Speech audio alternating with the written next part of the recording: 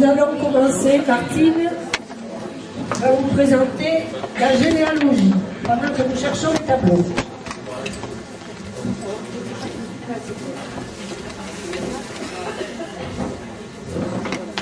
Donc il est 10.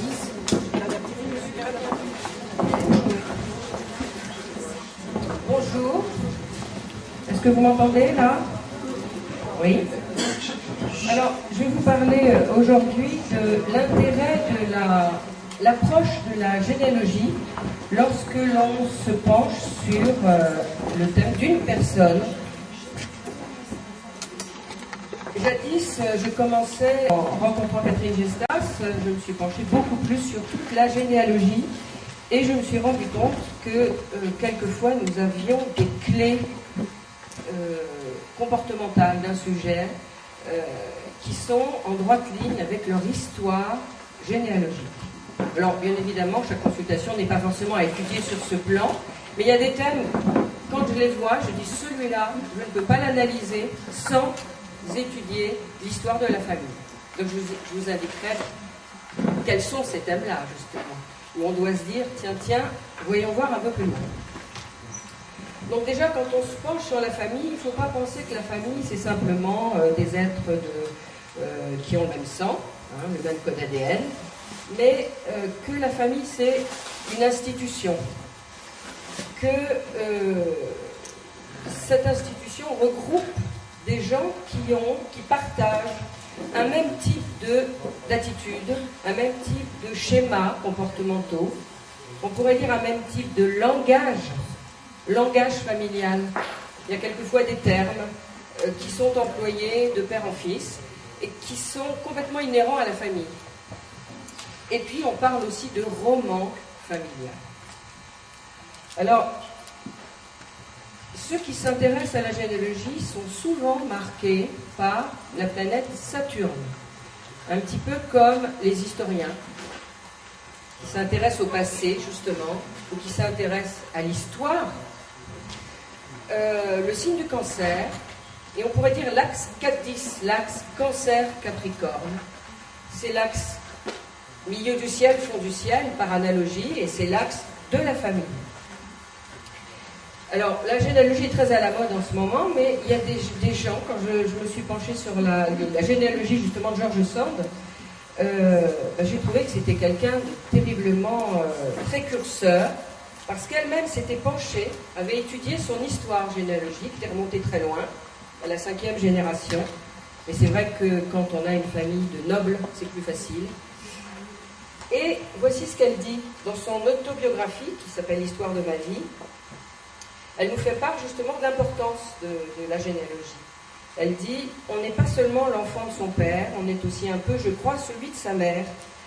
Or, si mon père était l'arrière-petit-fils d'Auguste II, roi de Pologne, il n'en est pas moins vrai que je tiens au peuple par le sang. Donc, le sang des rois se trouve à mêler dans mes veines au sang des pauvres et des petits. Et comme ce que l'on appelle la fatalité, c'est le caractère de l'individu, comme le caractère de l'individu, c'est son organisation, comme l'organisation de chacun de nous est le résultat d'un mélange ou d'une parité de races et la continuation toujours modifiée d'une suite de types s'enchaînant les uns aux autres.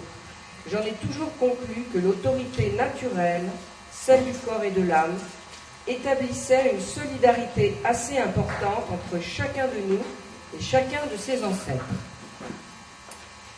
Plus près de nous, il y a un psychanalyste spécialiste véritablement de la généalogie, et je dirais particulièrement des secrets de famille. C'est le psychanalyste Serge Tisseron, qui a écrit plusieurs ouvrages qui sont d'ailleurs très passionnants. Tintin chez le psychanalyste, l'histoire d'Hergé. En lisant simplement les ouvrages de Tintin, Serge Tisseron s'est dit, cet homme-là, Hergé, l'auteur, est frappé d'un secret de famille. C'est évident. En plus de ça, à cette époque, Hergé était un type très vierge, très saturnien, donc qui n'allait pas dans les médias, qui était plutôt très introverti, très timide. Donc il n'y avait aucune biographie à l'époque qui circulait de son histoire. Et la biographie est sortie 10 ans après qu'il ait rédigé son ouvrage de thèse, Tintin chez le psychanalyste, où il explique que chacun des personnages de Tintin, on voit, c'est-à-dire que Serge Tisseron lui-même a vécu un secret de famille, donc il était beaucoup plus à même à les reconnaître, que Tintin, déjà, c'est un grand reporter qui est en quête d'énigmes, que les Dupont, les frères jumeaux, qui font en fait référence à son père, le père d'Hergé et l'oncle d'Hergé, qui sont des vrais jumeaux. Donc Dupont et Dupont, ce sont des détectives aussi un peu ballots, il faut bien le dire, un peu bénets, et qui sont toujours en quête d'un secret, de résoudre une énigme qui évidemment ne résolvent jamais. Et ils ont toujours un langage assez stéréotypé, hein, des phrases qui reviennent, c'est mais je dirais même plus que, et ils répètent toujours la même phrase en fait, ce qui fait évidemment, ça porte à sourire, mais ça fait référence en fait aux enfants quand ils posent des questions fort indiscrètes à leurs parents, et que leurs parents répondent d'une manière un peu stéréotypée comme ça. Donc ce schéma-là, Serge Tisseron l'avait bien répertorié. Il y a aussi le capitaine Haddock dans Le secret de Rackham le Rouge, je crois. Il fait référence à une histoire de bâtardise. Il était enfant bâtard de Louis XIV. Et la Castafiore, qui est aussi le seul personnage féminin bien ridicule, il faut bien le dire, et qui n'arrive jamais à donner le nom Haddock. Il l'appelle Paddock. Et lui, son air favori, c'est l'air des bijoux et l'air de la mer calmée, qui est une histoire justement de femme qui est abandonnée et qui a un enfant qui se trouve abandonné à la suite d'une grossesse, et l'enfant n'a pas été reconnu. Je crois que c'est tout dans les personnages, j'en ai pas oublié. Et non, c'est ça. Et il y a aussi quelque chose qui est intéressant, c'est ce que Hergé a inventé, c'est ce qu'on appelle la bulle. Il y a les personnages qui parlent, on voit que ça part de leur bouche, mais il y a ce qu'ils pensent. Et ce qu'ils pensent, c'est complètement fermé. C'est ce qu'on appelle les choses qui sont engrammées dans l'inconscient, les histoires de non-dits, de secrets. Donc, Tisseron s'est dit, Hergé a été frappé d'une histoire d'illégitimité dans la famille, avec tous ces personnages.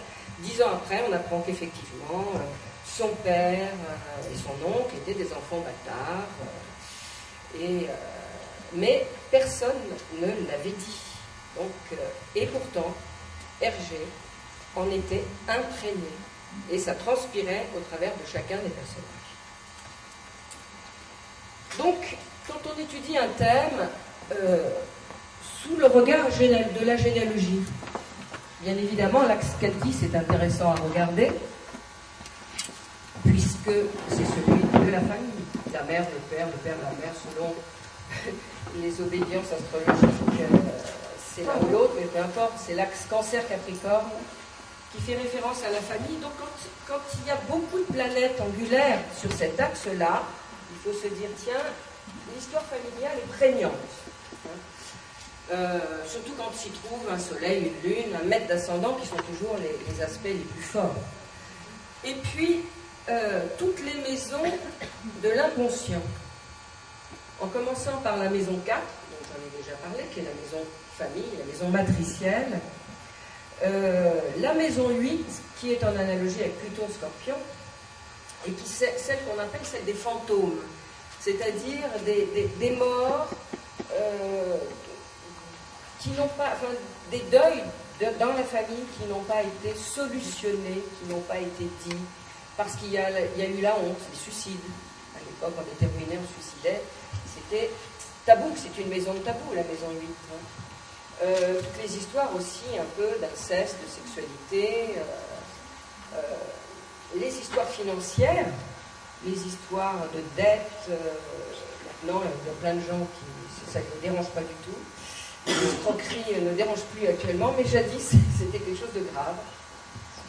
Donc quand cette maison 8 aussi est chargée de planètes, on peut s'interroger sur les fantômes éventuels de la famille, particulièrement lorsque la planète qui est en 8 est maîtresse de l'ascendant. Et puis la maison 12, la maison des secrets, des épreuves, mais de la prison, on pourrait dire symbolique, de la prison psychologique, c'est-à-dire toutes les choses qui ont été refoulées, on va dire, de la 4. Et quand il y a des liens entre mètre de 4 en 12, mètre de 12 en 4, et que le mètre d'ascendant est aussi dans l'histoire, on se dit là, il y a vraiment toute la panoplie, si l'on peut dire, pour se pencher sur l'histoire familiale. Il y a l'axe des nœuds lunaires qui est absolument fondamental. L'axe des nœuds lunaires a été beaucoup étudié en astrologie karmique, mais je dirais qu'il n'y a pas besoin d'aller si loin que ça. Là, quand on l'étudie sous l'histoire généalogique de la famille, on a des preuves immédiates. Il suffit de prendre le thème d'un ancêtre, d'une grand-mère, c'est pas compliqué, et vous allez voir que peut-être les nœuds lunaires sont confondus. Par exemple, ça m'amusait quand j'ai commencé à me pencher sur mon propre thème, avec les nœuds lunaires que j'ai ignoré très longtemps, parce que l'histoire karmique m'interrogeait, mais j'ai besoin, avec mon ascendant vierge, de preuves. Là, je n'en avais pas. Et j'ai vu que mon oncle André Barbeau avait l'axe des nœuds lunaires confondus. Donc, quelque part, je rejoue quelque chose d'une orientation, en tout cas, ou d'une passion. Donc, les nœuds lunaires, important de les regarder. Le nœud sud, c'est le nœud qui a trait justement à l'ancestralité.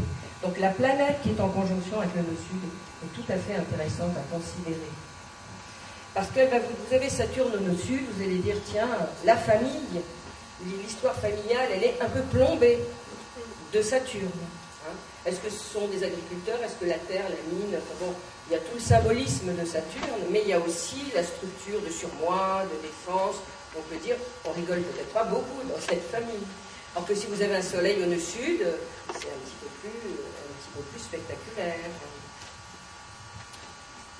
etc., etc.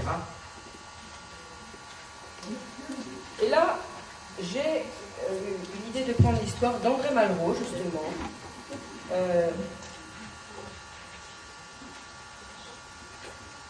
En déjà décryptant le thème, vous voyez que l'axe Capricorne-Cancer, qui est déjà en plus en analogie avec les maisons, le Capricorne est en 10, le Cancer est en 4, et il y a cette conjonction Jupiter-Saturne au milieu du ciel, donc un fort Saturne, qui joue aussi beaucoup dans la généalogie, et opposition d'un Neptune. À mon avis, il est né un tout petit peu avant, et je pense que Pluton est en 3, parce qu'il a eu une succession d'histoires de fratrie épouvantables, douloureuses, avec des deuils. Donc je me dis qu'on peut pousser un peu.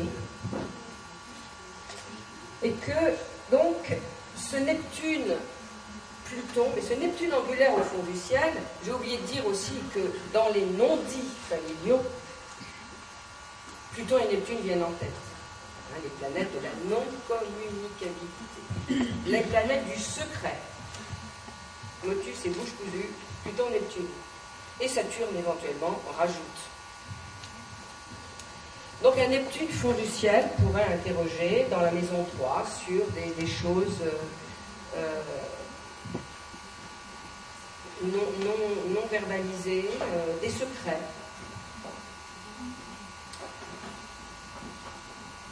Des non-dits familiaux, puisqu'il est quand même angulaire au fond du ciel, même en 3, quand il est angulaire au fond du ciel, il joue sur la carte. La maison 8, qui est celle des fantômes, qui est très significative, parce que vous y trouvez Mars, le maître de l'ascendant. Le maître d'ascendant en 8, nul doute que la maison qui contient le maître d'ascendant est une maison dominante, qui va donc avoir un impact très important. Bravo. L'ascendant bélier, Mars le maître, en 8 en conjonction d'Uranus en plus, c'est-à-dire qu'il en rajoute sur des choses violentes. Une conjonction Mars-Uranus en 8 interroge sur les deuils violents dans la famille, qui peuvent avoir un fort retentissement dans la vie de la personne. L'axe 4-10, on a vu qu'il est important. La position des nœuds, le nœud nord, ce vers quoi il va aller, ce qui va le développer. L'axe des nœuds, de toute façon, est lié à Soleil, Mercure, Lune noire, carré à la Lune.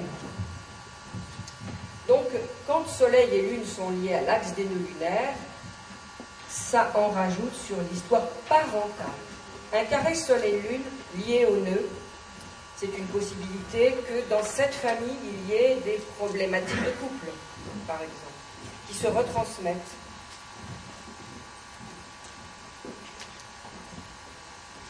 Et le fait qu'il ait un soleil en conjonction du nœud nord en Scorpion peut faire supposer que justement, le sujet, André Malraux, va peut-être être non seulement être concerné par son histoire familiale, mais peut-être y trouver une réponse particulière.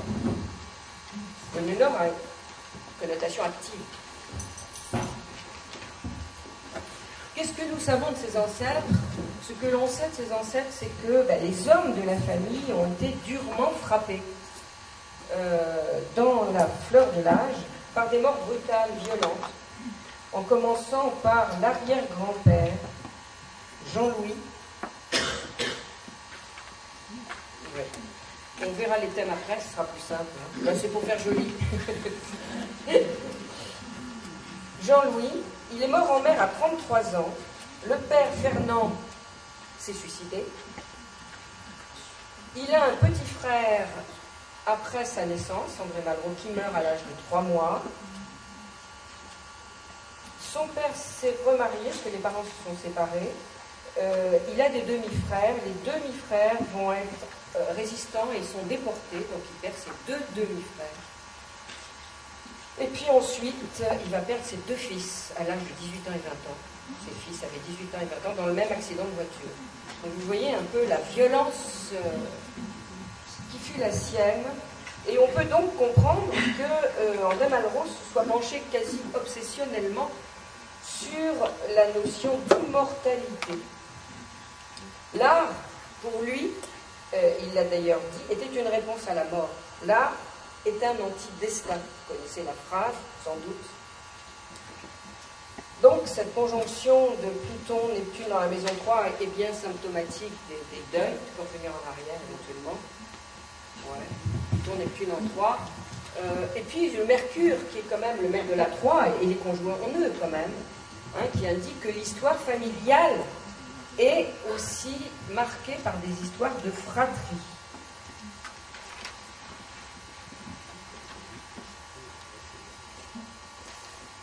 Il y a aussi des choses qui sont tout à fait intéressantes quand on étudie le thème, le sien, papa, maman, grand-maman, grand-papa, des 2 familles, et éventuellement les arrière-grands-parents.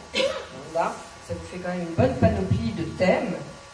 Et on va voir ce qu'on a appelé des filiations planétaires. C'est-à-dire que déjà, Michel Gauquelin, je ne sais pas si Michel Gauquelin, avait fait des statistiques dans les années 70 sur l'hérédité planétaire. C'est-à-dire, dans une famille, on va retrouver assez fréquemment une planète angulaire. Saturne, par exemple, les enfants de Malraux, les parents, Malraux, on les verra après, peuvent avoir Jupiter angulaire, Saturne angulaire, Neptune angulaire, par exemple. C'est presque le code ADN. C'est-à-dire, tiens, il va sans doute hériter d'une, 2 ou des 3 quelquefois. Donc, une hérédité astrale, une hérédité planétaire. Aussi, on peut retrouver des portions, et ça, c'est toujours ce que je regarde. Donc, voilà. Par exemple, j'ai mis en évidence le signe du Bélier. Le signe du Bélier qui, on pourrait dire, une thématique violente d'ailleurs aussi. Hein. Un Bélier, c'est too much, vite. On n'a pas trop le temps de vivre et on meurt assez rapidement. Et donc, le signe du Bélier, dans une portion de zodiaque de 10 degrés, on va voir que par exemple l'arrière-grand-père, il a la lune en Bélier, que le père, il a Mars et Pluton, le grand-père, pardon, que le père, il a le nœud nord, l'axe des nœuds, dans cette portion-là, et que Malraux, il a l'ascendant, et que la fille, Florence, et les enfants ont aussi ces aspects. Ce qui veut dire que, moi, quand j'ai un thème de quelqu'un comme ça avec la famille, je mets en rouge la partie qui est la partie que j'appelle de l'énergie de la famille. Parce que quand il y a un transit planétaire des grandes lampes, Uranus, Neptune, Pluton, qui passe sur ce degré-là, ça résonne dans toute la famille, ce qui est tout à fait normal. Si c'est une planète plutôt sympa, ben c'est des choses plutôt agréables dans la famille, il n'y a pas que des drames. Hein. Et si c'est des planètes un peu plus hardes, eh bien, ça peut être des moments de crise familiale, c'est tout à fait logique.